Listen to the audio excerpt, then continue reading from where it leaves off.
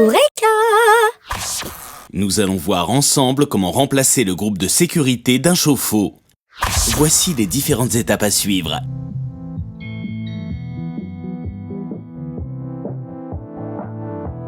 Et le matériel dont vous aurez besoin. Une clé à molette, une clé plate, un groupe de sécurité, une bassine, du ruban d'étanchéité et des joints plats en fibre ou en téflon. Première étape, couper l'électricité et l'arrivée d'eau. Coupez l'électricité au niveau du disjoncteur général et coupez l'arrivée d'eau du logement. Ouvrez le robinet d'eau chaude, refermez-le, puis faites la même chose avec le robinet d'eau froide. Cela diminuera la pression de l'eau du réseau. Deuxième étape, démontez le groupe de sécurité. Commencez par placer une bassine en dessous, puis retirez le siphon en plastique raccordé à la vidange. Il suffit de le dévisser.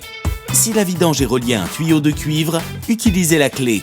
Ensuite, démontez l'arrivée d'eau du groupe. Terminez par l'écrou reliant le groupe au réservoir. Et retirez le groupe de sécurité. Attention, l'eau qui va s'écouler dans la bassine risque d'être très chaude lorsque vous allez retirer le groupe.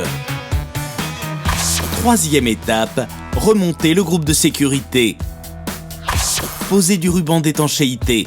Faites environ 10 tours sur tous les filetages du groupe de sécurité et sur le filetage du raccordement de la cuve du chauffe-eau avec le groupe de sécurité. Fermez ensuite l'arrivée d'eau du nouveau groupe de sécurité et posez-le sur le filetage de la cuve du chauffe-eau, puis vissez l'écrou. Mettez un nouveau joint dans le raccord d'arrivée d'eau froide et la vidange si vous avez un tuyau en cuivre. Pour finir, remontez l'arrivée d'eau froide sur le groupe, puis remettez le siphon et raccordez la vidange au tuyau en PVC. Quatrième étape, remettez le chauffe-eau en service. Ouvrez l'arrivée d'eau du logement, puis ouvrez l'arrivée d'eau du groupe de sécurité.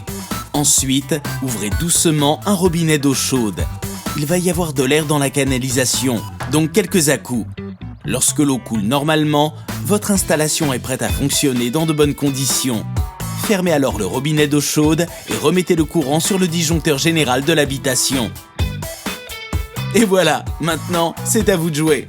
Sur Eureka.fr, vos questions sont entre de bonnes mains.